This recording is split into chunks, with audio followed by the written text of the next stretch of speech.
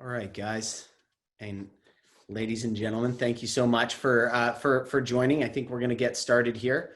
Want to thank everyone for joining us today, our second installment of the 2020 Day Show. Hopefully everyone on the call joined last week and enjoyed it so much that we're back again today. My name is Andrew Robinson. I'm the Adcraft president and vice president at Warner Media. For those who don't know, Adcraft is a 114-year-old marketing association, the oldest marketing association in the country. And we've remained a vital part of Detroit's marketing community because of members like you and events like this. As a nonprofit organization, we do rely on the support of our members throughout the last 114 years. And this year is no exception to that. As you can imagine, all nonprofits, all companies have kind of had to retool and look at things as we go, as we're still in the midst of this pandemic. And so I wanted to just thank everyone for taking their time and their hard-earned money to join us today. We really appreciate that, and would just love to ask if there's anyone who is not a member that's on today, if you would consider joining. We're going to do a lot. We've got a lot of great activities planned, and I promise that you'll get your value out of the membership. So please consider joining. And for anyone who has been a member and may need to re-up their membership, please go to adcraft.org and we can help you out there. Nice and easy. I'd like to thank the Adcraft board members, specifically Jeff Cruz and Lou Eklund, who are our Day Show program chairs, for quickly pivoting. We were supposed to be in person for this, but as you know, that's not the case. So we have quickly pivoted to an online version of the Day Show.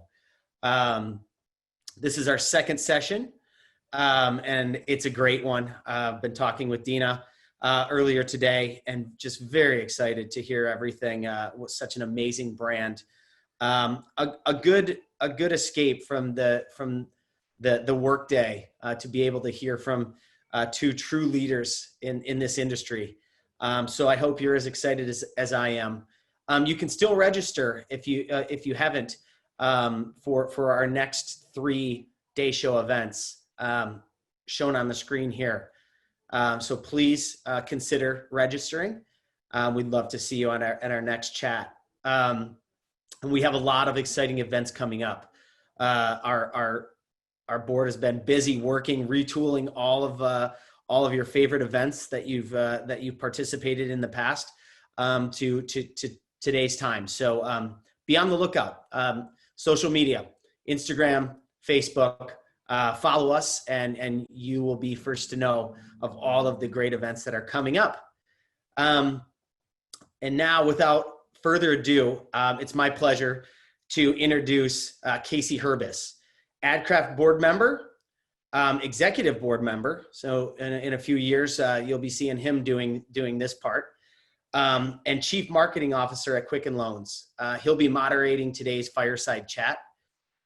Casey leads both online and traditional marketing initiatives at Quicken Loans, and I think you can see his impact over the past year plus at Quicken Loans. Not a long list of accomplishments, but my favorite, and I know one of his babies, was that Rocket Mortgage Classic. I can't wait for it again this year. Won't be there this year, but I'll be watching every minute of it.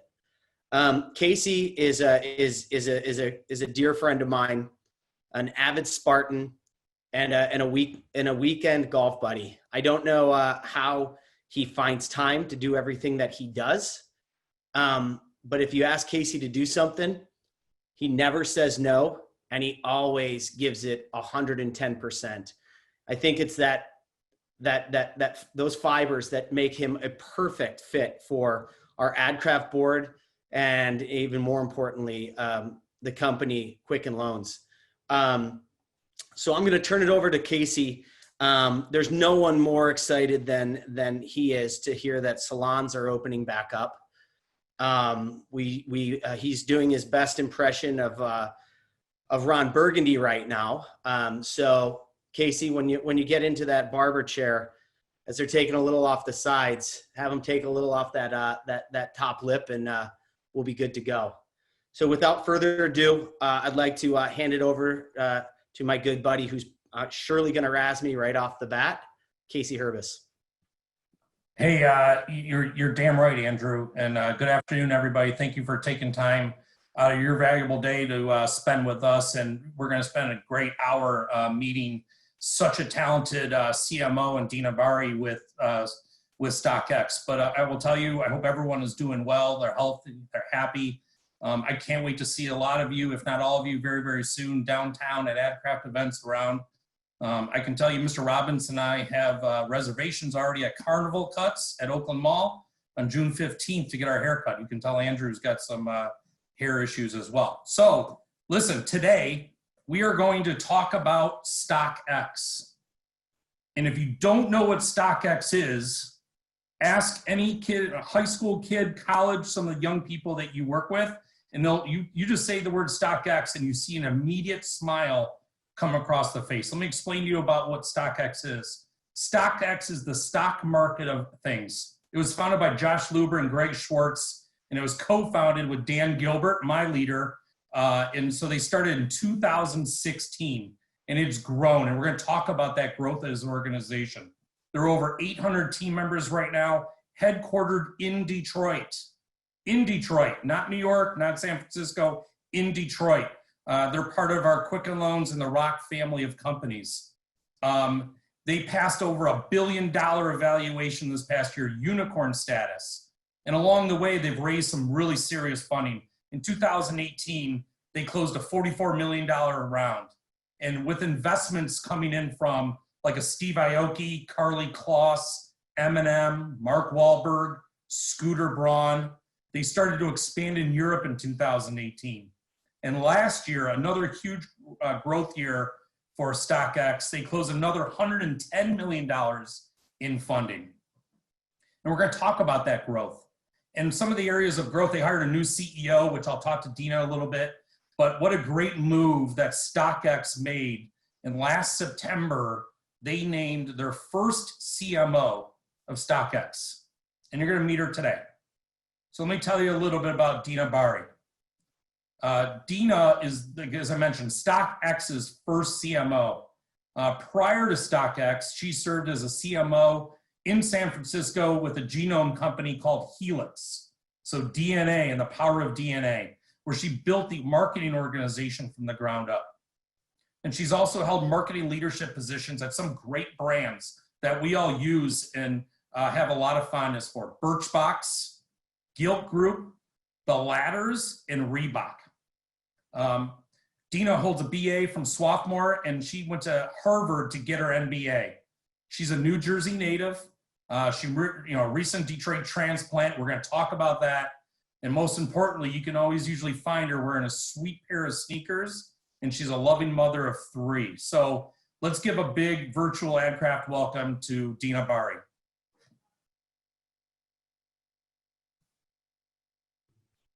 Hi, everybody. How are you? I'm great. Really happy to be here. Thank you for that awesome intro. It's the last week of school for the kids, I hope.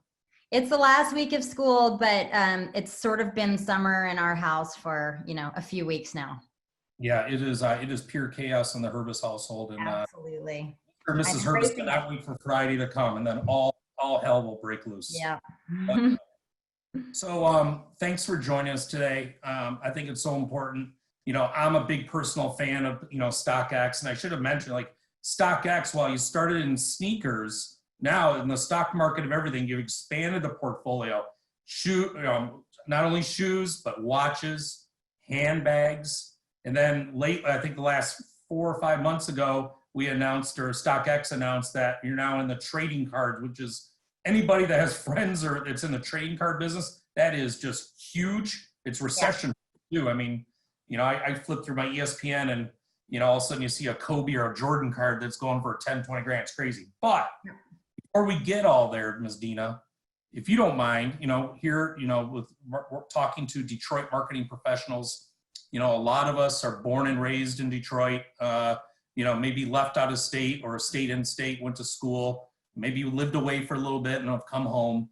But we always love having, such rich talent like yourself, come in. So talk to me a little bit about, you're in San Francisco working for this genetics, genome company, and you get a phone call from we'll call it a startup, but it's much bigger than a startup, obviously, in Detroit. So take me a little bit about through that process and what led you to saying, I'm all in and moving your family here to Detroit and how it's going so far. Yeah, for sure. So, at the time, this is almost a year ago now, as you said, we were in San Francisco. I was looking at opportunities in San Francisco or New York. We were contemplating making a cross-country move back to New York, which is where we had come from before we moved to California.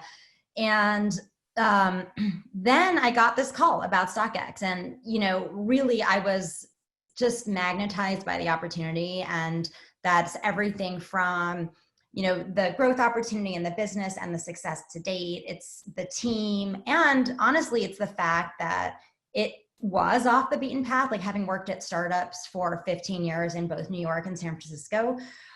You see a lot of patterns and themes, and the idea of breaking out of those patterns a little bit and doing something different was very appealing. Now, of course, there's a detail that's very important, which is that my husband is from Michigan. So although I myself am not, from here, we do have, I'm a Michigander by marriage. And the idea of coming back to Michigan was for him always really interesting. He always talked about, God, I wish I could go home and help. And of course, be close to family. And then it was sort of ironic that it was my career that provided that opportunity. So it was really a culmination of all these things, amazing job opportunity, breaking out of sort of the ruts, if you will, of the main startup market and going somewhere new. And then having that place be a city that is actually important to our family, where we can not only reconnect with my husband's roots, but also hopefully make a difference in this renaissance of Detroit. And then are you loving living in Detroit? We love it. Now, look, this has been an abnormal period, right? We've been here, we moved in November. So it was like from California, balmy weather, right into Michigan winters. And then, with the shelter in place, it's been literally half of our time here. And that being said, we love it. So despite the fact that we've been housebound, we are having a great time getting to know, the first few months getting to know Detroit, and then getting to know our neighborhood. We live in Birmingham, and spending a lot of time on our bikes, navigating every back road and street and park, meeting our neighbors and settling into our house. So it's been great. And we're really excited to be able to get back into the mix with others, get back to the city, explore some of the lakes. So there's a lot of goodness out there. We can't wait to get back into it. Awesome. And, as you joined the organization in September, I talked about the growth of StockX, now 100. When I started 3 years ago in the family of companies, I think it was under 100, right? Yeah. In that little corner on the 10th floor. And now, 800, and you have operations in Europe. And, but along the way, marketing, was handled by a variety of people. And, obviously with a Josh and a Greg Schwartz and even, DG, there's a hand in it. You were the first CMO for this organization. Yeah. So talk about, I've been at Quicken Loans 3 years, and it feels like in some ways 3 months, in some ways 30 years in certain aspects. Yeah. But talk about that. How is that, walking into an organization, brand new, you're the first CMO, and where are areas that you've seen in 9 months? Like, where can I make an impact as a CMO, and how important it is those first 6-9 months as a leader in an organization? Yeah, it's so interesting coming into a first ever role, because in some sense there's like carte blanche, you get to kind of write the script, and there's a lot of expectations around that. But on the other hand, there is all this rich history and great work that's been done before. And I think, the advice I always give to people when they're starting new jobs is like, walk the balance beam between bringing your new perspective and, you know, disrupting and bringing change, but also really listening to the people who've brought the company so far already and who, you know, have a lot of opinions, have a lot of institutional knowledge, obviously have a lot of feelings because they poured their blood, sweat, and tears into the work.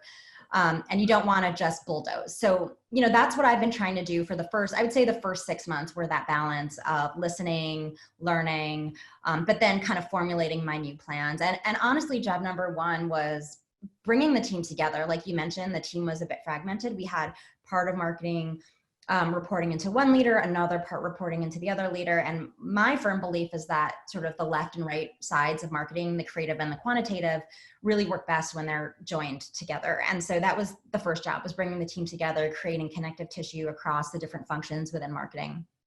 And also assessing where we needed to augment skills. You know, there were just some areas where we didn't have talent, or where we just wanted to bring in some additional horsepower. You know, I'll give the examples of, like, on the CRM side, we really wanted to bring in a world-class leader to help build loyalty and engagement with our big user base.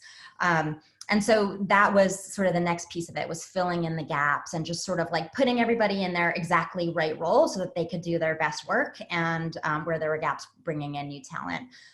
And then from there, you know, I've spent a lot of time on infrastructure. I think when a company grows so quickly, there isn't time. We always say it's like flying the plane while building it. So there isn't time to actually put all the building blocks precisely in place. And this year in particular, has been a great time to sort of step back and say, look, we don't need to hyper grow, you know, precipitously. We can pump the brakes a little bit and put some of those foundational elements in place, because we're about to really accelerate international expansion, you know, building out supply chain. There are a lot of key things in the business that are going to be expanding and growing, and we need to have that foundation solid. And on the marketing side, that's been really making sure we have a strong data and analytics infrastructure where we were lacking. As well as a lot of process. I mean, it sounds unsexy, but, you know, making sure that we have efficient integrated marketing process, efficient process for working across countries. Now, as a global business, we need to make sure that we're being, you know, great service providers to our stakeholders in Asia and Europe. So looking at all of those building blocks and putting them into place has been a big part of the focus over the past few months. And I love how you started talking, Deena, about as you walked in, someone gave me one of the best pieces of advice. Heck, that's 25 years ago, I think. It was just like, you know, when you move into a new role, most often, if not all the time, the best thing you can do is listen. Yeah. You did not walk into a dumpster fire. And while you were the first CMO, there was a lot of good work and building blocks that were there. And, you know, to come in and listen and seek to understand, and eventually you start to, you know, quietly or even unbeknownst to them, you're bringing ideas to the table. Yeah. And then you start to influence more. And the second thing, which I really like you talked about, and was looking at the team and understanding, like, you know, I'll use the analogy, and Dan said this before, like the bus analogy. Mm-hmm. This bus, and this thing's rolling. Who should be on the bus? And that's one thing, but even more importantly, are they in the right seats? Yeah. Let's figure out who needs to be on the bus, off the bus, in the right seats. And that takes time, and it takes testing and learning and understanding the organization. So I think that was, those were some great insights. You know, let's move to, we'll call it today, but we'll call, you know, call it March 11th through today. Yeah. You know, here on this phone, you know, on the call with us today, you have a lot of automotive you know, a lot of folks that have automotive marketing, either client side agency or on the media side, obviously us on the commodity-based mortgage business, but e-commerce. And I had a chance to sit on some CMO council calls during this, and it's really interesting listening to like brick and mortar brands that all of a sudden their business model flipped, like Target, like they went from in-store to in-commerce overnight. Yeah. And then talk to me about with the e-commerce space with StockX, what this COVID-19 impact has been for you, and what has that done to, you know, accelerate or change what happens tomorrow and in the future? Yeah, I mean, what a crazy time. we've been saying in our house a lot, like no one's ever going to forget 2020. I think what's interesting is that StockX has been sitting for quite some time at these sort of crossroads and convergence points. So, convergence of traditional retail and e-commerce, convergence of the resale market, which is today our majority of our business, but also the primary market, which is a big objective for us in the future. And I think what we've observed over the past 3 months is really those intersections have become sort of compressed, and that convergence has happened faster than it was supposed to. So on the e-commerce side, right, because literally the businesses that were open had the competitive advantage, right? Being able to sell and ship product was a competitive advantage. All of a sudden, as you said, the businesses that were reliant on traditional retail and couldn't make that pivot were disadvantaged. And those of us who were all in on e-commerce had a leg up. With us in particular, because a lot of our suppliers are heavy, the brands are heavy on traditional retail, it did create this huge shift in dynamics. And we saw, as an example, there were a number of key releases of product during this time where demand skyrocketed on our platform. And we believe that's a result of traditional retail literally not being an option. So people were getting product whatever way they could and preparing to resell it online. And all the other people who are kind of second and third in that life cycle of a product were just queuing up, ready to go. I think that what's interesting is it took us 25 years since the advent of e-commerce to slowly see this shift, and then all of a sudden, like slam, it's been accelerated in the last couple of months, and we think it's here to stay. I can't imagine people going back to the old ways. So that's one thing. I think, with that hand in hand, this idea of primary distribution changing, right? Where traditionally brands would distribute products either through their own channels or through retail partners that were, traditional for the most part. And again, having this sort of crisis, which cuts those channels off and puts those suppliers in a position of peril, I think, and we've seen has opened up the door for a lot of new conversations for us with IPOs, which is our way to access product in the primary market, right? So that's when we launch a product for the first time on the StockX platform. And we just did this with a New Balance shoe in May. And what we saw was that on the back of that campaign, in the midst of this COVID crisis, we were getting calls from all kinds of brand partners saying, hey, our traditional retail is no longer available to us, or this seems like a much more efficient way to release product. So that's another interesting shift that it was coming, but it seems to have been accelerated because of what's happened over the past few months. So just give everybody a sense of what an like a StockX IPO, what that is and how that works. Because to me, it's fascinating. I see when it hits, it just, and it's funny. Sometimes when we talk about sometimes during a crisis, opportunity presents itself. Absolutely. A little bit about what an IPO means or what happened. StockX. An IPO is an initial product offering, and it means that a brand is releasing a product that's new to the market, so it's not resale, and doing so for the first time exclusively on StockX. It's we've only done a small number of these, so to date they've all been very limited number of product. For example, the New Balance one was only 400 pairs of shoes, and it's priced based on a double-blind Dutch auction. So basically the retail or the supplier is not setting the price. New Balance is not saying, okay, this shoe is going to sell for $180. What's happening is that people like you and me are bidding on that shoe and saying, what would I pay? I'm going to pay $200. You may say, this is the best thing I've ever seen. I'm going to pay $2,000. And that process allows the market to set the price rather than having the supplier set the price. And that's really the novelty and the disruption here is that, the people are determining what the value of this product should be from the very first time it goes on sale. And then it clears based on a process, basically I'm going to get the technical details right. So I'm just going to say a process that allows the highest bidders to pay the lowest of the high price. And then, everyone's happy because the customer, 9 times out of 10, the customer who wins the auction ends up paying less than they bid. And then the supplier ends up typically getting more for the product than they would have gotten in traditional retail. And then because it is limited, there is a lot of hype and energy around, you know, we call them campaigns because we're able to tell stories about it, sort of lead up to it with a countdown, get a lot of energy around on all of our channels around this event. So it's pretty exciting.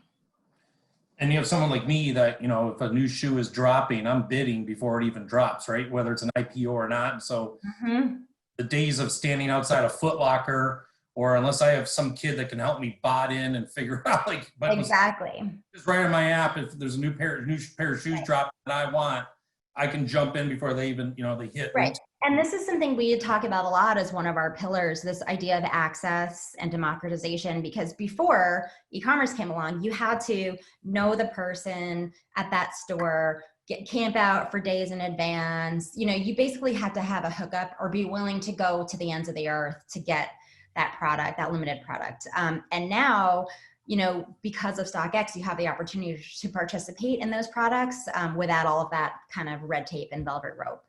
And it really just becomes a supply-demand equation. Are you willing to pay, you know, what the seller wants for it? And that's one of the things that most customers tell us is the most appealing about the value proposition. It's that, like, we give them access to something they couldn't get before. The other piece of it is the authenticity and the sort of verification process that products go through, where they know that if it's sold on StockX, it's the real deal. They're not getting tricked. They're not getting duped. And that really is a difference in this resale market. And we're going to talk about the client service, customer service, but that's, to me, that's one of the best parts about StockX is I take out the, you know, the fear and anxiety of authenticity and quality along. So a reminder for everyone that's joining us today, in the inner Zoom, if you hit Q&A, let's give some, you know, we'll open it up to some questions at the end. For Deena, we'll monitor through those and get that. So make sure if you have questions, anything is fair game. Deena's so talented, as you can see, and she told me, it's like, I'll answer anything. So what, as a marketer, right, and now we're coming on the other side, we are all transitioning right now from, we're here from you and, you know, recognizing frontline heroes, whatever it might be. A lot, now brands are really starting to, we're doing the same thing, transitioning to what's next, all right? And ideally, knock on wood, it's a huge opportunity for us as a brand. What has Deena really excited at StockX, and particularly as the CMO of a great brand here? Yeah. Is that? Well, there are so many things. You know, international expansion is a big imperative for us, and it's really exciting to see how each of the new markets that we've been entering have received the business model and have just, you know, picked up the thread and run with it. So like Japan is our most recent example, where we just launched formally in Japan, and the demand has been wonderful. You know, the local teams on the ground are so excited to get support from us here in Detroit and to get resources directed their way. And the market is just super hungry for the service. So, you know, the same is true in Canada, the same is true in Europe, China. So in general, one of the things that I'm most excited about is helping the business to grow internationally, because, you know, in many of these key markets, there isn't any competition. There is a lot of demand. And it's basically, you know, the world is our oyster. So that's super exciting. Another thing I'm really excited about is just continuing to the evolution of the brand. You know, in the former years, we were so, again, like growing so fast, almost like in spite of ourselves, right? And now we're finally able to be deliberate about some of these choices we didn't have time for before. So things like revisiting, you know, the brand architecture and the strategic underpinnings of how we show up as a brand. We just actually did a big customer segmentation project, and we're going to be rolling that out. So we really have a deep understanding as a company of who is the customer, who's the next target that we want to go after, and then how do we show up in a relevant way for that customer. And then, you know, then comes the creative part and the fun part as a marketer of like, well, what is the best way to capture that customer's heart and mind? And that's, what's great about the position that we're in as a business is that this brand strategy, of course, it will have tactical implications for marketing, but we're also looking across the board. What should our supply chain look like? What should the product experience look like? What should customer service change based on a lot of these customer insights? So that's always a really fun exercise. And just based on our life cycle as a business, we're sort of starting for the first time in a while to look farther down the pike and say, okay, what's the 2 to 3 year plan? So that's going to be a lot of fun. And then I would say, there are some great things that we've learned through COVID that I want to take forward. I think the way we've been able to connect with our community has been really remarkable. First with COVID, and then honestly with some of the events over the last week and a half with Black Lives Matter and George Floyd, just listening to the community and understanding that we have the ability to amplify their voices to help, whether that's fundraising, whether that's, again, being a megaphone for things that we think need to be heard. And it's given us all a new refocus on what's happening with our community and how do we support that. And all brands. I mean, we've had tons of conversations and meetings about that as well. So it's the time is right and the meaningful is so important. I think about StockX, and as it launched in just acquisition, right? It was just client acquisition and growth. Right. And you talked a little bit earlier about like loyalty. And so your upward trajectory in terms of acquisition, but it's also loyalty. Like people love that utilize StockX. I mean, I would imagine, for those that know the brand, there's probably an amazing opinion, a positive opinion and consideration, but how do you as a marketer now, as the brand starts to mature a little bit, think about loyalty? And I would imagine that, your clients, if they want to have an amazing experience, but if they don't have an amazing experience, they probably will take to, every platform possible to, air their grievances. So talk a little bit about, not only transition from client acquisition to loyalty and building your influential sphere, if you will, StockX clients and customers. Yes, it's amazing. Even at this scale, word of mouth remains our top source, our top channel. And so, as you said, it's critically important to get it right with the customers that we're bringing in, and convert them into ambassadors for the brand. And it's challenging at times because as a marketplace where there are sellers and buyers, it's not all on us, right? Everyone sort of has to behave in the marketplace, right? So if a seller flakes, for example, and doesn't ship a product, that's something that's historically was out of our control, and yet we were blamed for it by the buyer. So one of the things that we're doing is sort of stepping up our policies to ensure that everyone on both sides of the marketplace is incentivized to behave well and to keep everything healthy and flowing. So that's one thing. Another thing that we're doing is really stepping up our customer listening, customer insights practice. So, one of the team changes that we've made over the past 9 months is creating a team called Customer Experience and Insights, this team sits on marketing, and obviously it's such a cross-functional role, right? Product, customer service, those people potentially have more impact directly on the customer experience. But what this team does is provide the listening and provide that sort of finger on the pulse of, hey, this is coming up as an issue, or we're hearing this in NPS comments, and so we've got to do something about it. So we've really stepped that up, and we will continue to make investments in that program so that we are truly able to hear what the customer is saying to us at various parts in their journey.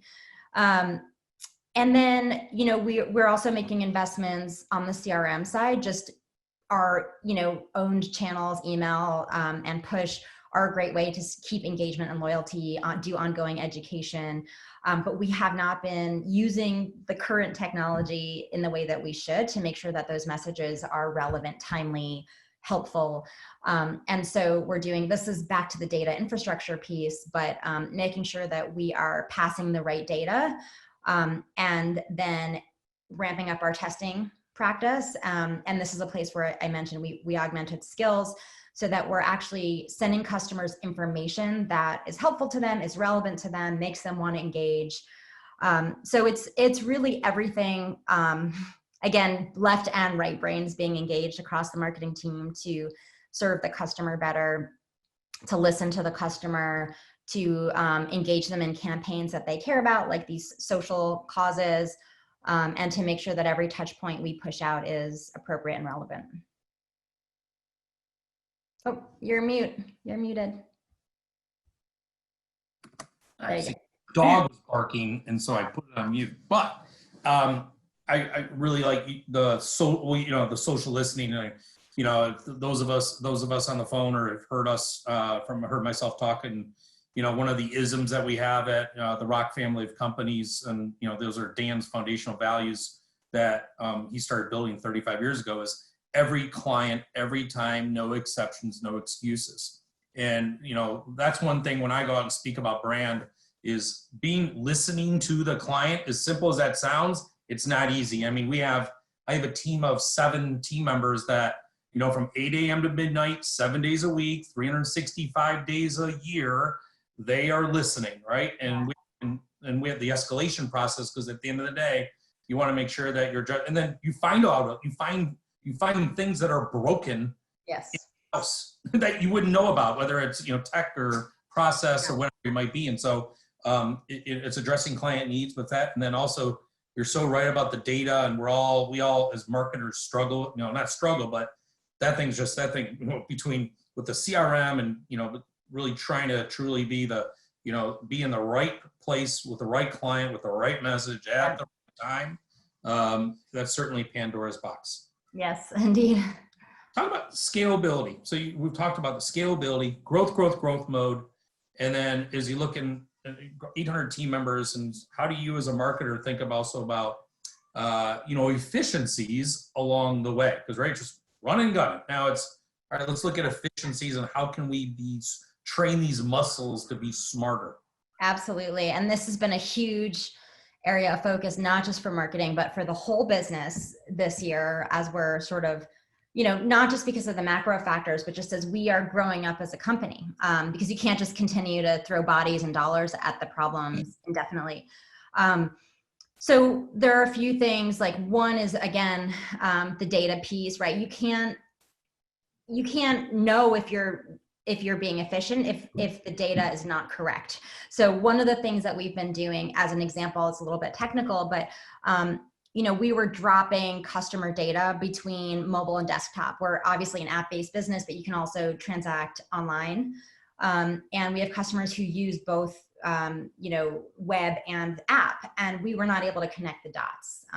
So if someone visited us on the app and then clicked on an ad in Google Shopping on their computer, we weren't able to join that. And so we weren't exactly sure how much it was costing us to acquire that customer. So we've stitched that together and really filled in the data gaps to have better information, which is, again, the foundation of being efficient as a marketer. We've also made sure that we are building a robust optimization practice or test and learn practice. Yep. Where there's always this champion challenger mindset. So something seems to be working, but how do you know unless you're sort of pushing the boundaries and putting something else out there to see if you can beat that result and that outcome? And that we've gone from 0 to 60 on that front over 6 months as well. We literally weren't doing any testing and paid and in CRM on the site or in the app 6 months ago. And now we have multiple teams running multiple tests at all times. And we've had amazing wins. I mean, things like, how much revenue lift do you get if you just implement an abandoned cart email, or if you do creative testing in Facebook ads, and you're getting double-digit conversion improvements from that. So I think having that muscle, that's one of those build the muscle practices, and then once you build it, it's just always on. And then I think the other thing is, as you grow and there are more priorities, building the business cases around investment decisions is helpful too, right? So today we have, again, Canada, Japan, China, the Middle East, Mexico, our European markets, and the US all sort of vying for resources. And so it forces more scrutiny and more business casing around where is the best place to spend that dollar. And that kind of creates a very healthy competitive dynamic. So those are just a few of the things. Well, that's good. And I totally agree with you with testing. It's, the other thing we talk about at Airplay, inches are everywhere around us. It's amazing. You move a CTA from here to here, or you add a word, or you're right, it's the follow-up CRM. It's amazing the amount of lift. So listen, are you ready? Reminder for everybody, if you have questions, we got a handful in here. And time, Deena's going to do them, but you're ready for some rapid fire to get to know you even a little bit better? Yes, I'm ready. You don't know any of these. So there is no wrong answer. First thing that comes to your mind, what is your go-to shoe right now? Okay, well, this one I cheated because this question always comes up. I brought a prop. I have to ask the CMO of StockX. Right? So I brought this prop. Aerobic shoes? So this is the Reebok Freestyle. You mentioned I started my marketing career at Reebok like over 15 years ago. And this was one of the shoes that I worked on. This was a relaunch. So this was like a Jane Fonda shoe from the 70s and early 80s. And then we reintroduced it at Reebok in the early 2000s. So it was vintage then. And then now it's vintage twice over because I've had this pair literally since 2004.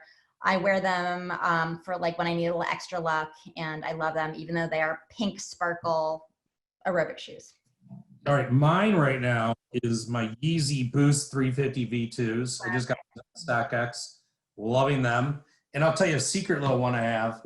I have become obsessed with these Adidas Uncaged. They're like furs. So this is the Sashiko Black. I love it. These things like slippers. All right. What? Give me one thing that nobody knows about you.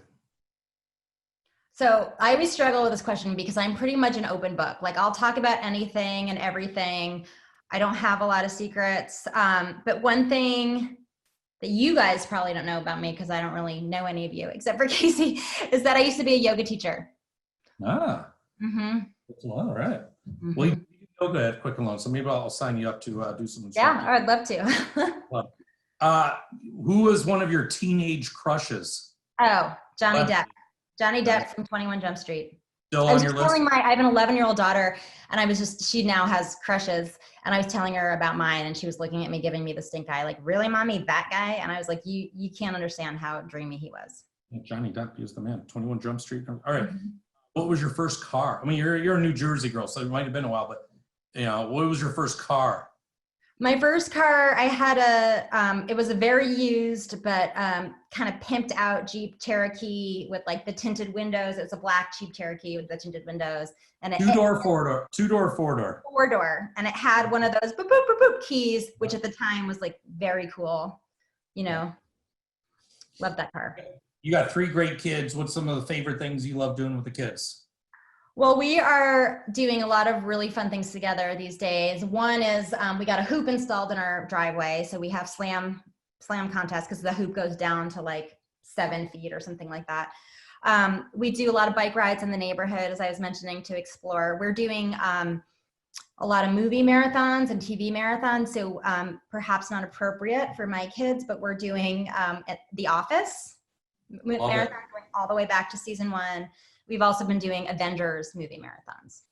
I just started watching Seinfeld with my 9-year-old son, and he's like it's weird. He loves Friends, and I listen to Seinfeld. Now we've been watching a lot of Seinfeld together.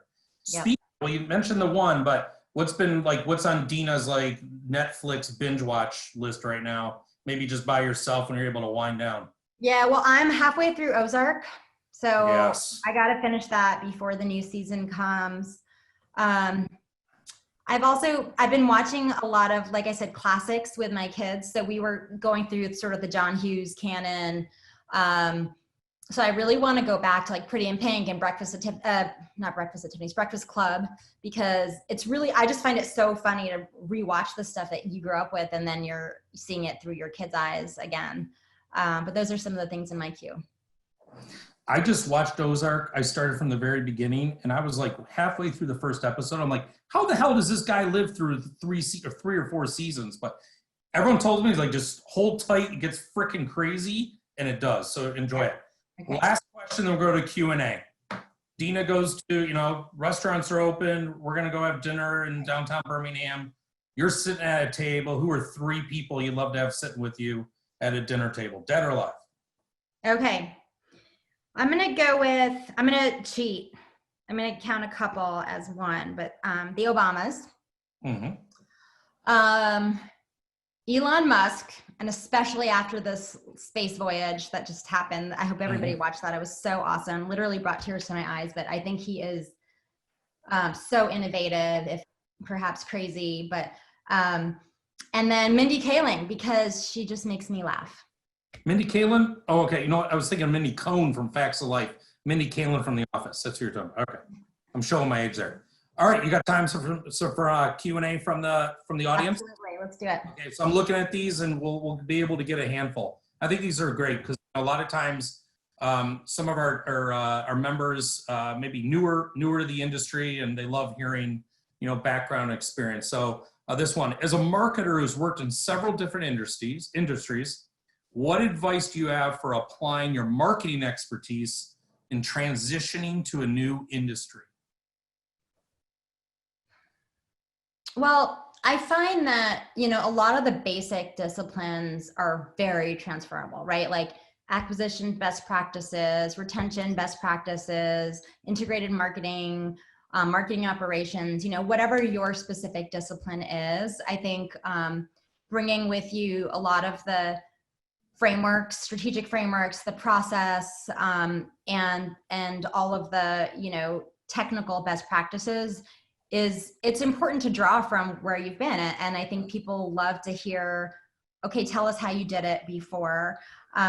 So I would say bring your playbook and draw from it. But again, remember that, the company that you're going to or the industry that you're going to, there's a lot to learn and there's a lot of people to learn from. And so don't be too attached and don't be too rigid to that playbook. I agree. I always say too, is the day you don't learn, the day I don't learn something or make a mistake will be my first. It's a lot of times, in some ways, I've been here 3 years and I'm still learning so much. And yeah. A couple of questions regarding StockX and the products. Obviously you started shoe, and if I remember, you can tell me shoes is probably 90%, of the business, but as you've expanded handbags, trading cards, and watches, are there other categories you're looking at? And what's that, like, what does the process look like and where you look to expand some of your product offerings? So today it's shoes, it's apparel is our second major category. And apparel, yeah. And then we have collectibles, trading cards, watches, and handbags. And the way that we think about it is the marketplace, a platform, is perfect for any product where supply is outstripped by demand. So where there's that pull and tug of war between supply and demand. And, as an example, we just did a test with the Nintendo Switch inside of our collectibles category. Like, it doesn't necessarily belong there. It doesn't mean that we're doing a huge play into electronics, but it's something that's limited in supply. There's a lot of demand and a lot of hype about it. And so we tested it. And what we found was that it was really well received. Customers, that we weren't doing any paid marketing. People were showing up, figuring out that we had this thing for sale. And so this is one of those places where we're keeping a very open mind, and obviously we're focused on our major categories, but we are also looking for that next big thing. Like, is it trading cards, where there is limited supply, there's lots of demand, and there's sort of this underlying value to that asset that could be traded and retraded. I mean, I'll tell you, one of the brands that we own within the family company, 100 Thieves, right? Our esports League of Legends team. And they sent me a sweatshirt. I'm like, all right, feeling cool. And then they released it and they were going for like $700, for a hoodie because it was a limited run, blah, blah, blah. But just showed, supply and demand. We have a lot of media partners with us today, Deena, and, obviously well represented here in Detroit. And what type of opportunities are you looking for from media partners? And then, do you see your strategy changing at all this year or in next regarding to advertising? So, what opportunities are you looking for media, and will your strategy be? So right now, with regards to media, we're very much in a sort of ROI focused mode. So that means that most of our dollars are going to performance, to channels that are very measurable and where we're driving a response from the customer. And that's probably going to be the case for, the next year. I would say after that, we are, and again, part of this longer range planning exercise that I mentioned, we are going to start thinking about opening the aperture and building the brand, and investing in sort of less directly measurable ways.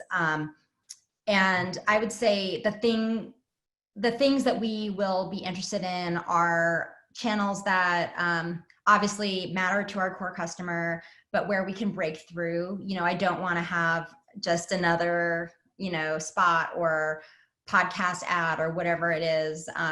We have to be able to tell our unique story and showcase our unique value proposition. And I think one of the things that makes us special is that there's a lot of passion from the customer around our brand. So if there are opportunities where we get to sort of touch the customer, it's maybe not traditional, it's more involved, it's more experiential. We've done a little bit of that in the past with a lot of success. And so any opportunities where we get to sort of interact with the customer on a deeper level will be interesting to us. This will be the final question, then I'm going to turn it over to Mr. Robinson. The question is commonly brought up whether StockX products are authentic. And I've been to the authentication center. It's awesome. How do you confront those concerns and reassure clients that your items are true? Because you go on StockX right now and you could be, spending $1,000 easy on a pair of, high value shoes. So how do you confront those concerns and reassure clients that your items are true to your model? Yeah, the first thing is we really invest in the process. So we train our authenticators very extensively. We have pretty rigid operating procedures to make sure that those people are kind of checking for every brand and every product type, checking specific parameters. And then, when a question comes up, around authenticity, we just deal with it head on. I think whenever there's a question from a customer, you got to just face it, right? So if someone is challenging authenticity, we will explain to them, why and how it passed our process. We'll have people send us photos of a product if they're calling something into question, and it's a dialogue. There is, because this product is, secondary on the secondary market, even though everything we sell in the sneakers and apparel categories is new, never worn. There's always like a little bit of opportunity to question that as the buyer. And so we, as the arbiter of that, listen and we have a conversation about it.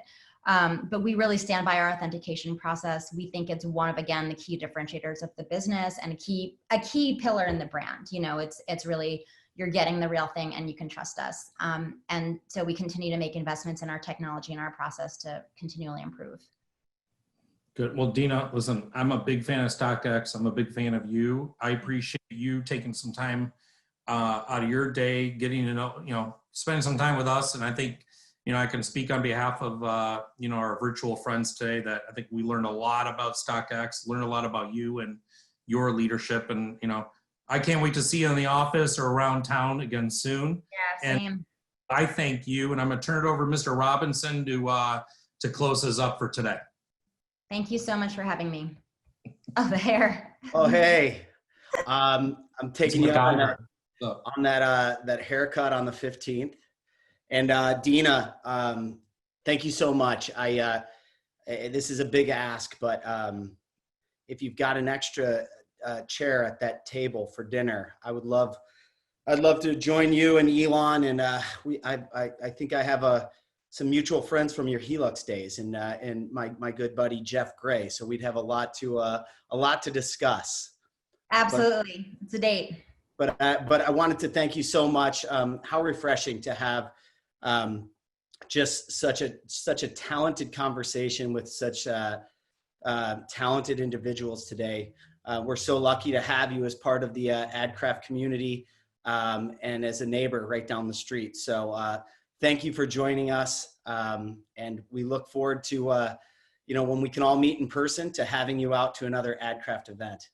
I'm just going to say thanks for the warm welcome. I've really been blown away by the big bear hug from everyone I've met in Detroit, and it really speaks volumes about the community here. So thank you. Well, we love people who love us, and we love smart, talented individuals. So welcome home. And for everyone who's still on the line here, wanted to thank you so much for all the support. Remember to tune in next Tuesday. We have Tara Ellis, who is the head of color and trim design at GM. Just a really unique, talented individual from another part of this industry that we might not often hear from or talk about. So Tara Ellis, 616. Tune in, take a 1 hour break, and learn something new. Thank you all so much. Great to see you. Hopefully we'll see you all soon. Take care.